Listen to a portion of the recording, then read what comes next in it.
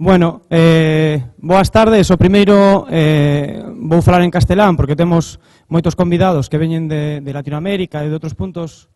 O idioma vehicular aí neste caso será o español, inda que non me mova tamén nel, pero bueno, é unha cuestión tamén de confraternizar, non?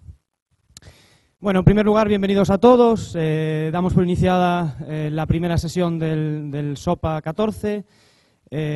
Antes de nada, y como no voy a poder estar todo el tiempo que me gustaría en el Congreso, disfrutarlo como el año pasado, antes de nada, y como es mi momento del micro, quería agradecer a vosotros, por supuesto, por estar aquí, pero quería pediros ya de entrada un fuerte aplauso para María Masaguer, Saba Wally, Juanjo Pulido, Beatriz Comendador y Óscar Penín, que bueno, que son un poco las caras que no se ven detrás de esos logos, y es la gente que trabaja y que hace esto posible. Así que le damos un aplauso entre todos.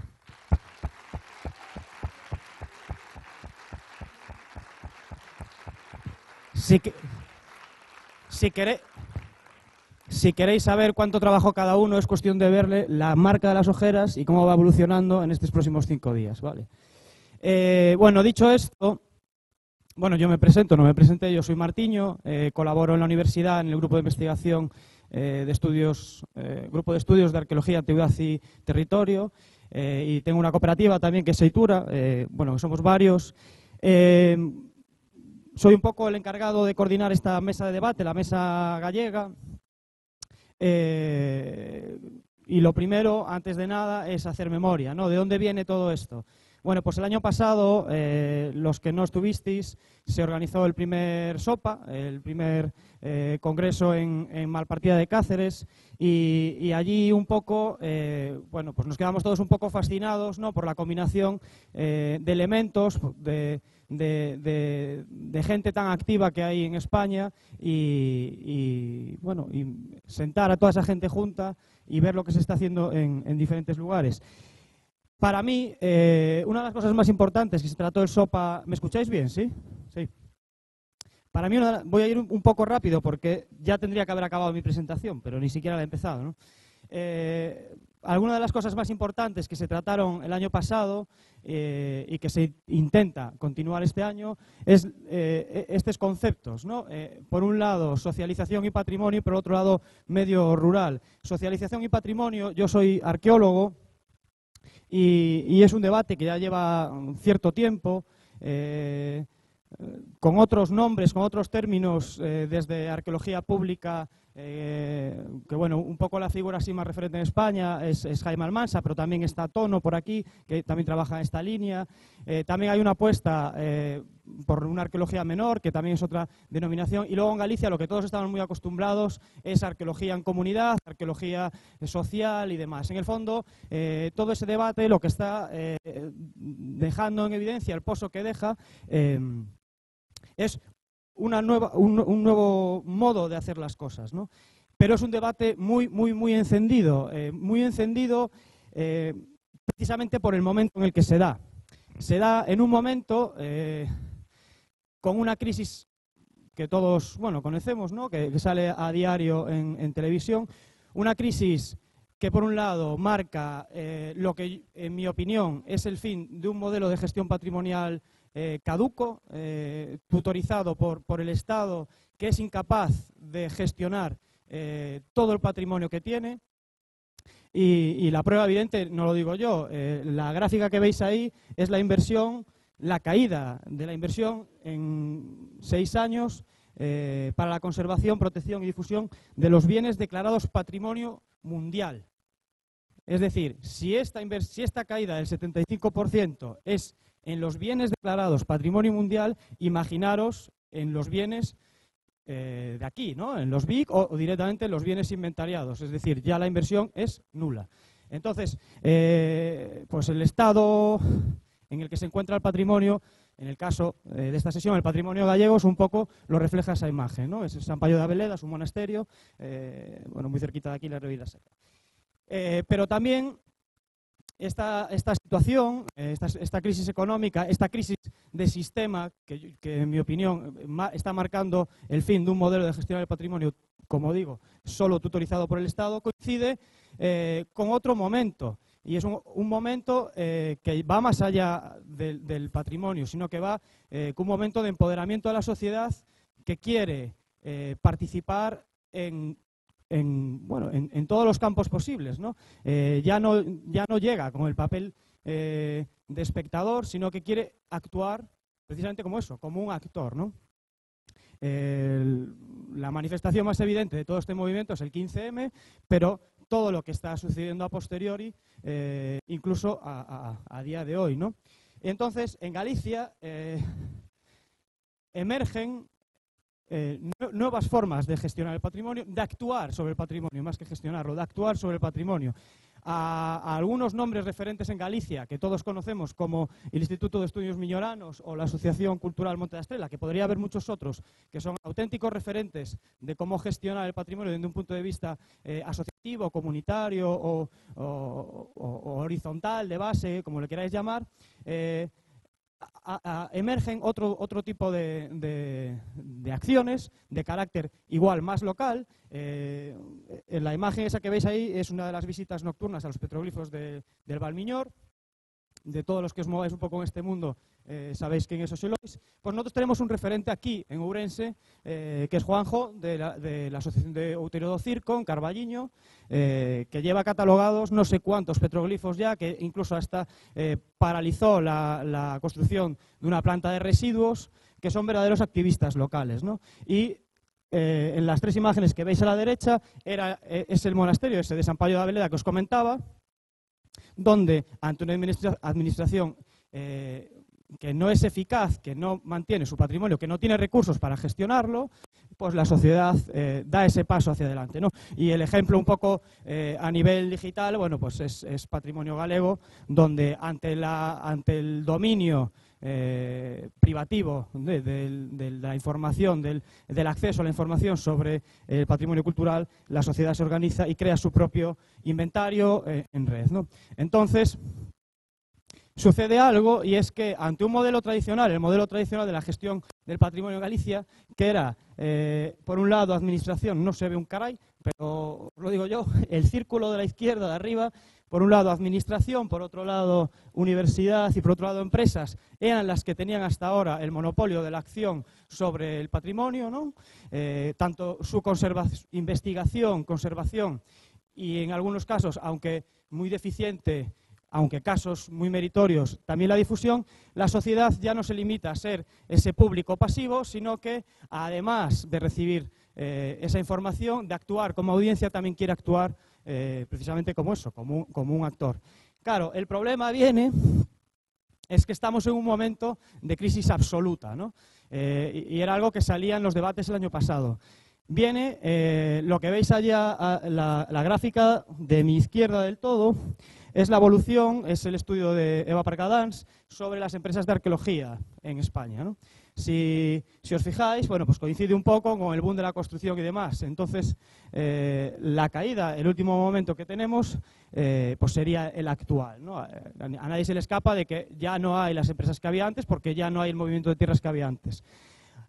Lo que veis en el medio sería quiénes son los principales clientes de esas empresas. Por un lado tenemos a la administración, grandes constructoras, no sé qué más, bueno, museos, que también podríamos considerar la administración, pero todos esos clientes empiezan a desaparecer. Entonces hay una bolsa ingente de gente como yo y como la inmensa mayoría de los que estáis aquí, los que sois estudiantes, lo siento, espero que cuando os licenciéis tengáis un mejor futuro que nosotros, pero sucede que nos vemos en la cola del INEM, ¿no? Que hay unas grandes o unas altas tasas de paro.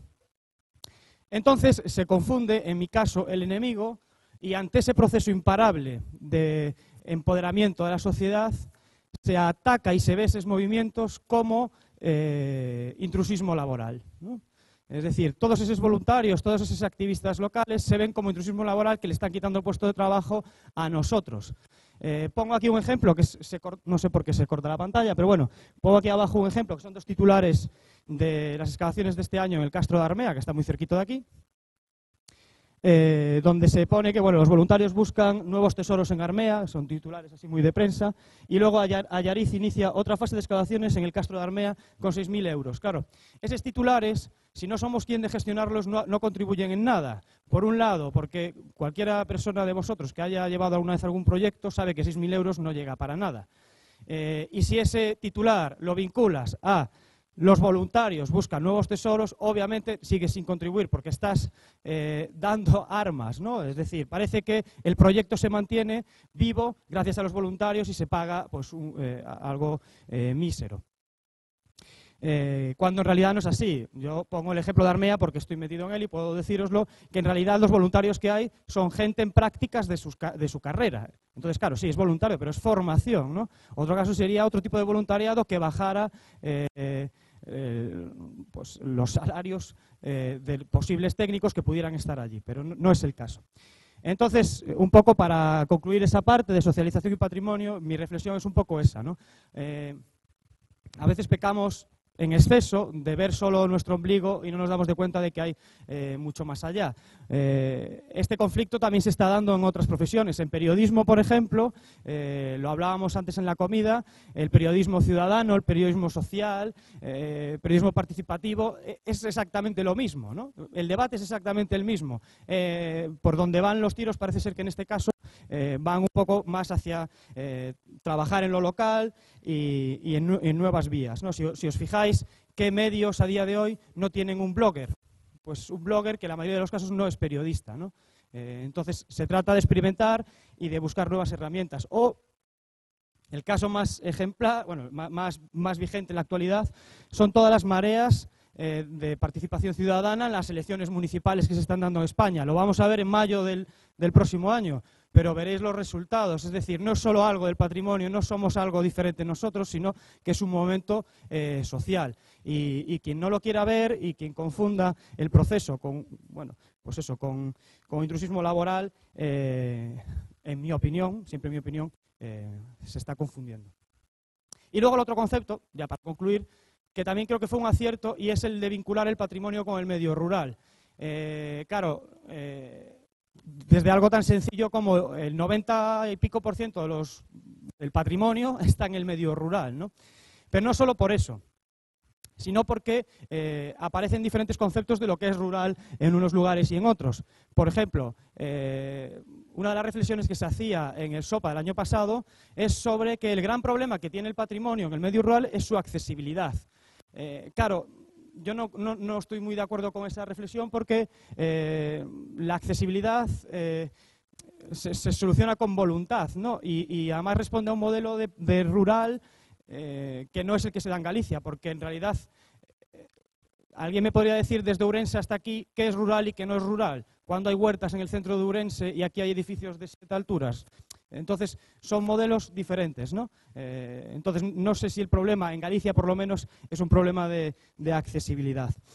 Y luego, también porque nos habla del medio rural como un elemento independiente o autosuficiente, que en el caso de la provincia de Ourense mantuvo, está cortada la pantalla, bueno, os lo digo, lo que veis a la izquierda es la pérdida de población desde 1960 hasta el 2014. Se perdieron en la provincia de Ourense 180.000 personas. Y lo que veis a la derecha es el Producto Interior Bruto de Galicia en relación al sector primario, es decir, agricultura, ¿no? Y veis que en 1960 era el 60%, perdón, y en la actualidad es de un 10%. Entonces, bueno, me acuerdo una frase de Xurxo, muy buena, que decía que la dispersión en Galicia, bueno, no, había actuado siempre como un medio de resistencia contra el poder, ¿no? Yo no sé si un medio de resistencia, pero de autosuficiencia sí, ¿no? Y de independencia.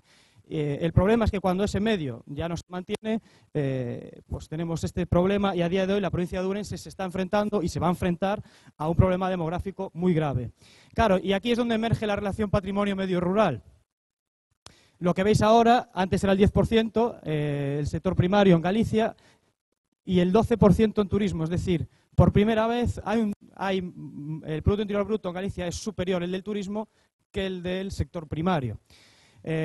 Y en Galicia, en el caso de Ourense, tengo una pantalla aquí, claro, se veía la solución a ese despoblamiento rural en la cantidad de patrimonio que tenemos. Esto es para la provincia de Ourense. Tenemos 3 parques naturales, 3 monumentos naturales, un paisaje protegido, 2 espacios naturales de interés local, 2 reservas de la biosfera, 10 zonas de especial protección de valores naturales, 78 bienes de interés cultural, una cantidad ingente de patrimonio cultural que puede estar catalogado, bueno, inventariado o no, o declarado como BIC o no. Entonces se veía la solución en esto, es decir, ante la caída de los años 90, el turismo ya deja de gustar el sol y la playa, quiere un turismo cultural, se supone que es un turismo bueno, pues más comprometido. Entonces la solución es esta: para que no haya despoblamiento del rural, recuperamos este patrimonio y van a venir hordas de turistas aquí. Claro, el problema es cómo entendemos en Galicia siempre estas cosas, ¿no? Y aquí van mis 3 recetas. Siento pegar golpes, pero de hecho me limitaron mucho el tiempo para que no diera muchos golpes. Pero el ejemplo perfecto de esa gestión, no sé si la conocéis, es la aldea de Salgueiros, que está aquí en el Parque Natural del Xurés. La aldea de Salgueiros es una aldea abandonada en esa emigración a la ciudad en los años 70, donde se invirtieron 3 millones de euros procedentes de fondos europeos sin un plan de viabilidad. Es decir, se recuperó la aldea y ahí quedó. A día de hoy ahí sigue, sin nada más que las casas restauradas en el medio del Parque Natural, sin gente.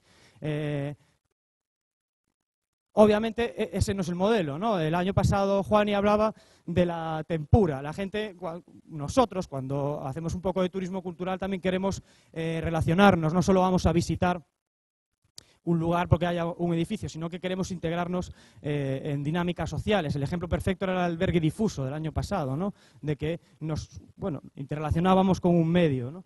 Y había una especie de feedback. Otro modelo, y en el caso de Aldea Salgueiros fue en tiempos del bipartito, PSOE, Bloque Nacionalista Galego. Otro modelo también que en mi opinión creo que es un fallo, es que hay una excesiva tutorización, sí, podemos decir, hay como una paternalidad excesiva por parte de la Administración con respecto a estos procesos. Parece que todo lo que no parta de la Administración no es válido. Eso puede estar muy bien en un primer momento, porque te pueden ayudar a levantarte, ¿no? Pero después lo que haces es bloquear precisamente la iniciativa privada, y la iniciativa privada es la que va a permitir que haya un tejido empresarial fuerte y competitivo. Me estoy acordando aquí, por ejemplo, del concello que tenemos aquí más cerquita, que es Allariz, donde la única empresa de turismo es una empresa participada por la propia Administración. Y luego, también cómo se gestionan esas ayudas. Tenemos el ejemplo del Parque Arqueológico de la Cultura Castrense en San Cibrán de Las, donde se gastan 13 millones de euros. Hay una máxima en el máster, está Mati por aquí, yo me acuerdo en el máster de Patrimonio de la Universidad de Vigo, que os lo recomiendo a todos, haciendo un poco de campaña, nos hablaban de que los centros de interpretación deberían tener un 50% de inversión inicial, exposición y demás, y un 50% para exposiciones temporales y actividades de dinamización y demás. Y aquí vemos el ejemplo contrario, es decir, después ya de un proceso que podríamos hablar sobre la concesión, vemos que se invierten 10 millones de euros en construir un edificio, se invierten 2 millones de euros en crear las instalaciones y la exposición, se le da a la empresa concesionaria casi 700.000 euros y luego para investigación no se da nada. Para continuar excavando y musealizando, que en el fondo sería contribuir también a la investigación y a la dinamización de ese lugar, no se da nada. Para actividades temporales no se da nada. Entonces son fenómenos que nacen muertos, porque son fenómenos que no contemplan un paso más, ¿no? No contemplan el más allá de construir, que parece ser que esa era la política hasta ahora, construir, ¿no? Y por último, que tampoco me quiero meter mucho porque hay una comunicación específica, el caso paradigmático a día de hoy, que es el caso del Castillo de Monterrey. No solo hay una gestión de los fondos que yo considero, bastante pan para hoy y hambre para mañana, sino que ni siquiera se contempla lo que opina la sociedad. Es decir, esa sociedad que está demandando más espacios de participación ya se le da la espalda por completo cuando se deciden cosas como construir un parador en el Castillo de Monterrey cuando hay una masa crítica enorme que no quiere un castillo allí, que no quiere un parador en el castillo, porque hay otro parador. Entonces se da de espaldas, ¿no? Y este es un poco lo que quería hacer, era una pincelada grande, con 4 detalles de cómo es la Galicia que yo no entiendo en la gestión del patrimonio. Ahora, cada conferenciante irá aportando su visión y yo creo que, un poco dejando aquí la frase que hablábamos antes, con todos estos ingredientes pues tendremos una sopa que nos permitirá por lo menos tener un buen diagnóstico y a ver si entre todos somos quien pues, de encontrar el remedio a la enfermedad. Muchas gracias por venir y continuamos.